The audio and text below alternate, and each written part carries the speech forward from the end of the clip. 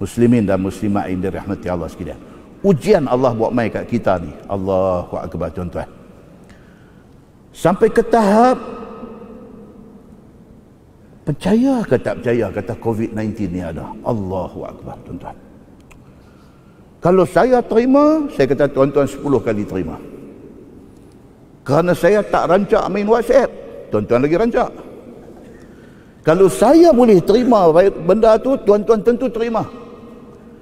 Duk mai dekat kita ni, video ni macam-macam punya video duk keluar mai dekat kita ni. Video duk cerita apa? Duk cerita kata ini konspirasi Yahudi.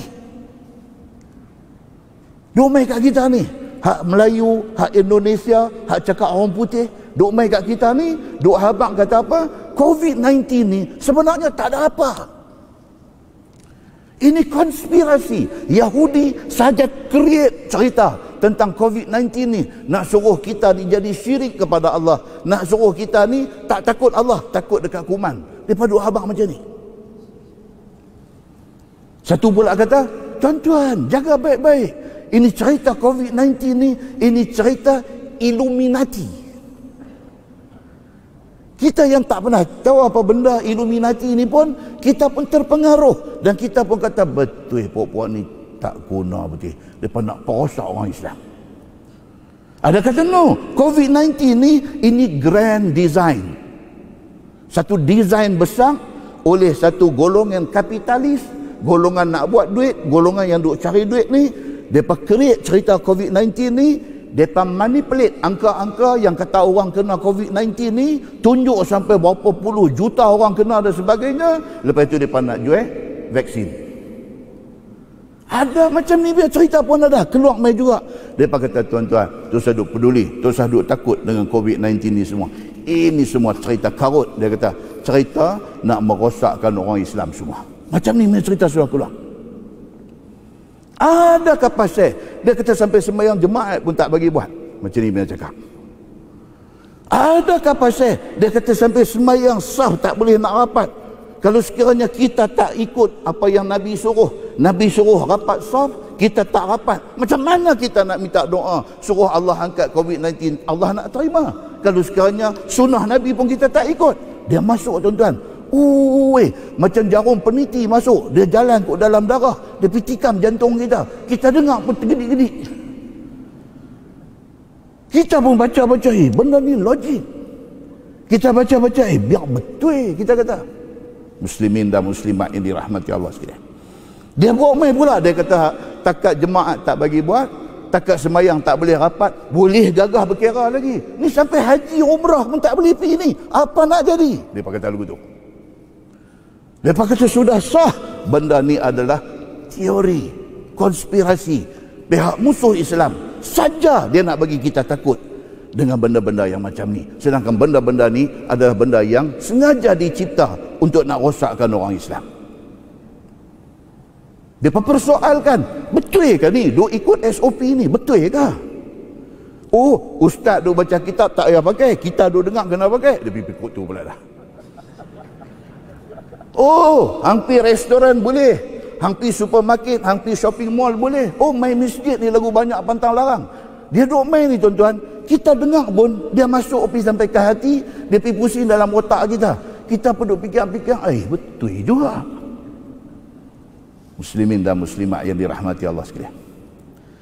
Persoalannya, tuan-tuan, kita tengok satu hadis Nabi sallallahu alaihi wasallam. Hadis daripada Jabir bin Abdullah radhiyallahu anhu. Dia kata kharajna fi safar fa asaba rajulan minna hajar fashajjahu fi ra'sihi thumma ihtalam fasa'ala ashabah faqala hal tajiduna li rukhsatan fit tayammum فقالوا ما نجد لك رخصة وأنت تقدر على الماء فاغتسل فمات فلما قدمنا على النبي صلى الله عليه وسلم أخبر بذلك فقال النبي صلى الله عليه وسلم qataluhu qatalahumullah ala sa'alu idh lam ya'lamu fa innama shifa'ul 'ayyi as-su'al innama kana yakfihi an yatayammama ya'sira aw ya'siba ala jurhi khirqah summa yamsahu 'alayha wa yaghtasila sa'ira jasadih atau kama qala. Hadis riwayat Imam Abu Daud kata hadis ini hasan, tetapi Ibnu Sikin, satu ulama hadis nama dia Ibnu Sikin, dia kata hadis ini sahih. Apa cerita dia? Jabir bin Abdullah, jadi sahabat, dia meninggal tahun 78 Hijrah. Jabir bin Abdullah dia kata apa? Kami satu hari keluar musafir, satu geng keluar musafir. Seorang daripada geng kami yang keluar ni tak tahu macam manakah sudah kena batu seketui di kepala dia kan. Jadi kita ada buat kereta di highway ni, pak kata cermin kereta retak 1000, satu ketui batu tak tahu main mana. Geng majlis bandaraya misi rumput batu lompat mereka, ataupun kita lalu dekat jejantas ada budak nakal duduk di atas saja, duduk punggai batu bagi kena, kita tak tahu. Tapi yang pentingnya batu sudah kena cermin kereta. Sahabat Nabi keluar musafir, hak seorang ni sudah kena batu, pam kena kepala, cedera parah kepala dia. Dalam pada kepala sudah luka cedera parah ni, summah talama, kata hadis tu, tidur mimpi pula, mimpi yang nak mewajibkan kena mandi. Dalam kepada kepala duk berdarah tu, dia pergi mimpi elok macam ni. Fasa'ala ashabah, bila dia bangkit tidur, Allah, dia kata, yang kepala ni parah, dengan cari kain duk bungkus dengan apa, yang dia pergi jadi mimpi macam ni, nak kena mandi wajib. Dia tanya kawan-kawan dia, kata dia, hal tajiduna li rukhsatan fit tayammum. Dia tanya kawan-kawan dia ni, aku hampa tahulah aku kena kepala ni, tadi aku sudah mimpi. Macam mana nak selesai masalah aku kepala jadi macam ni? Macam mana nak selesai? Bolehkah aku pakai tayamum saja untuk nak membolehkan aku semayang aku apa semua ni? Bolehkah? Faqalu, jawab kawan-kawan ni, dia kata, man najidu laka rukhsatan wa anta taqdiru 'ala al-ma'. No. Dia kata, cerita dia, hang mimpi, hang kena mandi. Hang pun boleh kan? Kena ayak boleh kan? Dia kata, dia kata boleh tapi sakit lah. Hang kena mandi. Ni mufti-mufti ada kat tepi-tepi kampung ni. Oh, dia kata tak ada rukhsah, tak ada kelonggaran. Hang tak boleh pakai tayamum saja untuk nak sembahyang, tak boleh. Hang kok mana pun cerita mimpi ni hang nak kena mandi. Itu keputusan dia. Itu pendapat kami. Dia pun bila beralih, kau ni kata lagu tu, kau ni kata lagu tu, tengok dia ni pun nampak janggut garang, tengok dia ni pun nampak kemai. Faghtasalah, pergi mandi. Kata apa dalam hadis tu? Famata, mati dia. Bersebab musababkan kepada kepala cedera parah yang sepatutnya tak boleh kena ayak, tapi kawan-kawan kata hangkuk mana pun kena mandi. Dia dengar depan ni, dia pun pergi mandi. Famata, hadis tu kata apa? Mati dia. Bersebab musababkan mandi tu, mati dia. Falamma qadimna ala Nabi sallallahu alaihi wasallam ukhbira bidzalik. Benda sudah jadi, balik ke Madinah, jumpa Nabi sallallahu alaihi wasallam. Ada orang pergi cerita dekat Nabi. Dia kata, ya Rasulullah, ada kawan kita seorang sudah jadi macam ni. Dia kepala dia kena batu, cedera parah, dia pergi mimpi, lepas tu macam mana nak buat? Kami pakat suruh dia mandi. Mandi, qalu inna lillahi wa inna ilaihi rajiun, jalan. Faqala an-nabiy sallallahu alaihi wasallam, Nabi dengar cerita tu, Nabi kata apa? Nabi kata qataluhu. Nabi kata hampa bunuh dia. Satu orang cedera parah kepala yang sensitif, tidak boleh kena ayam, hampa pergi suruh dia mandi, bersebab musababkan dia mandi itu, dia sudah mati. Qataluhu, Nabi kata hampa bunuh dia. Qatalahumullah, Nabi kata dengan kerana hampa piduk kata benda ni lagu ni dan dia ikut cakap hampa dan sekarang dia sudah mati, qatalahumullah, Allah akan bunuh hampa. Nabi kata, ala sa'alu idh lam ya'lamu fa innama shifa'ul 'ayyi as-su'al. Nabi kata, awak tak tanya orang kalau tak tahu? Bukankah ubat kepada kebodohan? Nabi kata, al-'ayy, bodoh. Ubat kepada kebodohan itu ialah tanya.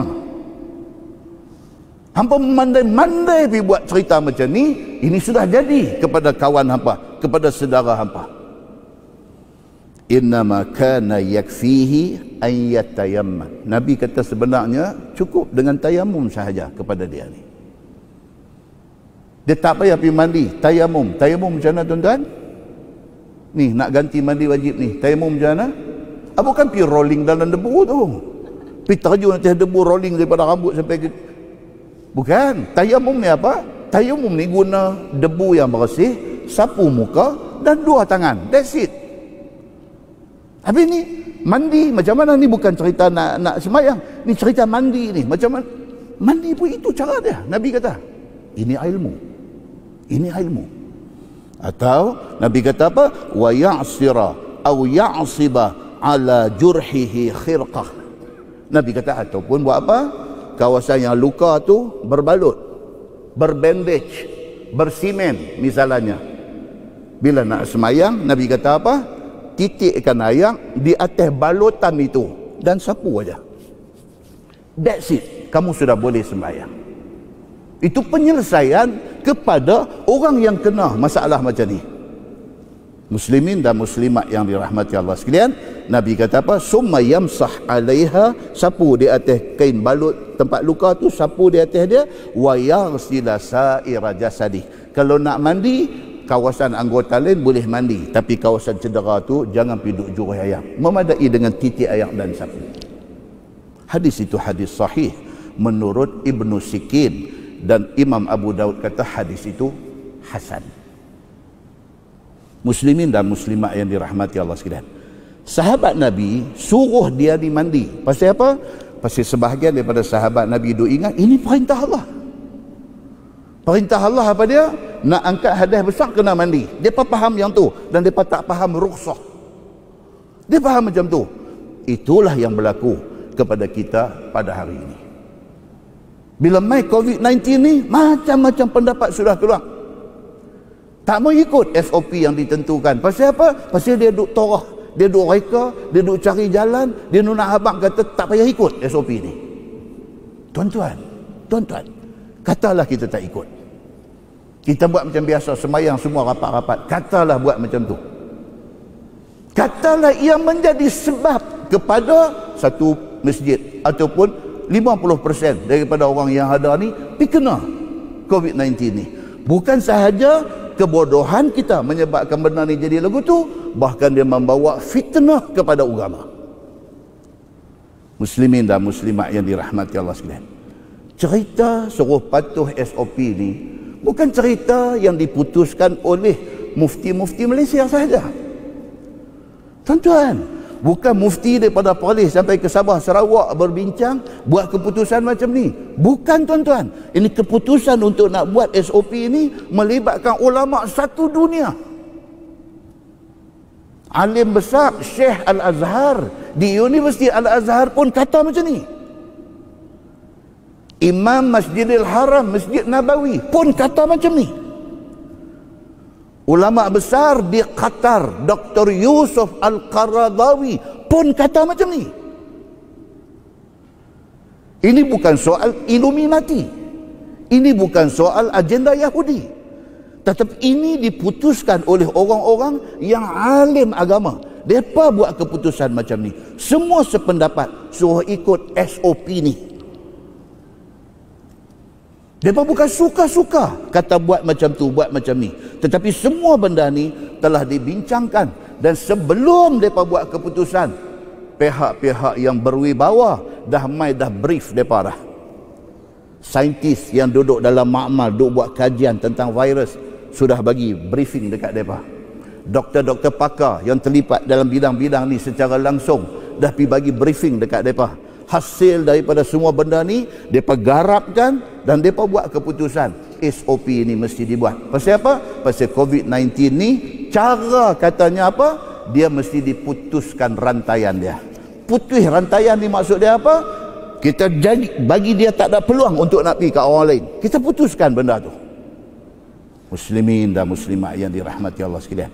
Demikianlah benda yang berlaku sebenarnya. Syarah hadis yang kita baca tadi, hadis yang sahabat kena batu, luka, balut, kemudian dia mimpi ni, syarah dia, dalam syarah dia kata apa? Ja'al Islam muyassiran wala mu'assiran yahfazu arwahan nas. Itu dalam syarah.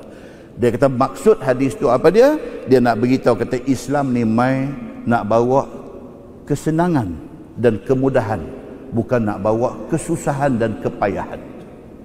Islam main ni untuk kebaikan kita. Yahfazu arwahan nas, nak menjaga. Islam ni nak menjaga nyawa manusia yang ada ni. Muslimin dan muslimat yang dirahmati Allah sekalian. Kesimpulan dia apa tuan-tuan? Kesimpulan dia, kita sebagai manusia disuruh berusaha dan bertawakal. Usaha apa dia? SOP ni usahalah. Ini usaha kita. Selebihnya kita serah kepada Allah. Tuan-tuan, hadis riwayat daripada Anas bin Malik radhiyallahu anhu. Dia kata qala rajul ya Rasulullah a'qiluha au atawakkal au utliquha wa atawakkal. Qala Nabi sallallahu alaihi wasallam i'qilha wa tawakkal. Hadis hasan riwayat Imam At-Tirmizi. Satu orang sahabat Nabi, dia main masjid nak semayang. Dia main naik unta. Zaman Nabi. Dia main, dia tengok Nabi tu ada. Dia kata dekat Nabi. Dia kata, ya Rasulullah, nak tanya. Ni saya main dengan unta, kenderaan saya unta. Saya main nak semayang ni. Baik, unta saya ni, saya nak kena pergi tambat dia, baru saya naik semayang ke? Ataupun saya pakai tinggal dia lagu tu ya, saya naik semayang. Mana saya nak buat? Saya main masjid ni, saya nak semayang. Saya main masjid, takkan Tuhan tak boleh jaga unta saya? Ini saya nak main semayang ni, saya nak jaga segala sunnah Nabi, suruh sah rapat-rapat semua ni. Takkan Allah tak boleh nak jaga kita, jangan bagi kena penyakit COVID ni? Macam tu lebih kurang contohnya. Sahabat ni main dengan unta, dia kata dekat Nabi, lah ni macam mana saya nak tambat? Lepas itu baru saya naik semayang, ataupun saya tinggal macam tu saja, saya pergi semayang, pakai Tuhan jaga dia. Macam mana? Nabi SAW kata i'qilha. Nabi kata tambat. Naik semayang, tawakal kepada Allah. Maksud dia apa? Islam walaupun nak main buat kerja ibadat, usaha hang kena ada. Usaha hang kena ada.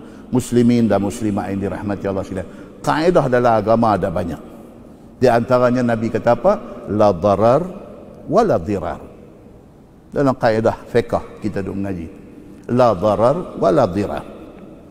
Maksud dia apa? Kita pun jangan cari penyakit, kita jangan jadi punca orang kena penyakit. Itu kaedah yang Nabi bagi tahu. Saddu zara'i', di antara kaedah fiqh dia kata apa? Saddu zara'i'. Islam ni dia nak tutup semua punca-punca nak jadi kerosakan. Kaedah fiqh kata apa? Al-wiqayah khairun minal ilaj. Dia kata protection is better than cure. Kita protect benda ni daripada merebak, lebih baik daripada biar merebak pergi duk berubat. Leceh. Semua benda ni ulama-ulama besar dalam dunia dah bincang, dah duduk, dah dengar briefing daripada berbagai-bagai pihak. Maka akhirnya keluar keputusan yang kita semua duk ikut pada hari ini. Muslimin dan muslimat yang dirahmati Allah sekalian. Setelah kita jaga semua benda ni, tiba-tiba kena juga COVID-19 dekat kita. Na'udzubillahi min zalik. Kita dah jaga dah, habis punya jaga dah, tiba-tiba kena juga benda ni dekat kita. Allah kata apa dalam Quran?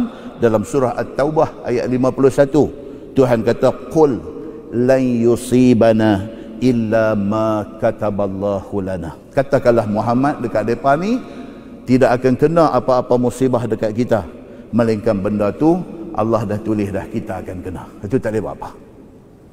Tapi setelah kita jaga semua, tiba-tiba kena juga. Rupanya sudah tertulis kita nak kena. Dalam pada duk jaga tu, ada sekali dua kali kita tercuai, masa tu kena. Muslimin dan muslimat yang dirahmati Allah sekalian, kesimpulan kita nak abang apa dia? Kesimpulan satu, musibah COVID-19 ini benar-benar ada di dalam masyarakat kita. Kita doa mudah-mudahan Allah selamatkan kita. Satu, memang ada benda ni. Kita minta Allah selamatkan kita daripada musibah ini. Kesimpulan kedua, daripada terpedaya dengan macam-macam teori yang kita dengar pada hari ini, minta Allah Subhanahu wa taala bagi satu fahaman yang jelas kepada kita.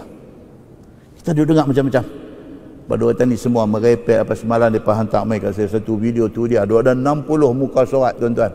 Orang putih punya cerita ini. 60 muka surat nak habang kata COVID-19 nothing, tak ada apa.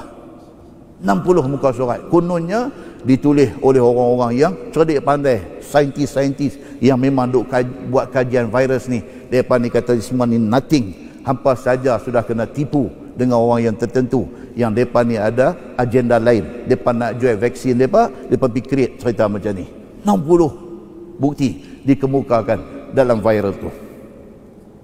Kita minta supaya Allah Subhanahu wa taala tetapkan kita atas iman dan taqwa. Dan yang paling penting tuan-tuan, yang paling penting apa dia? Ingat, benda ni pun mai daripada Allah. Allah sahaja yang boleh angkat dia pergi ke lain. Benda ni Allah yang hantar mai, dan Allah Subhanahu wa taala sahaja yang boleh angkat benda ni pergi ke lain.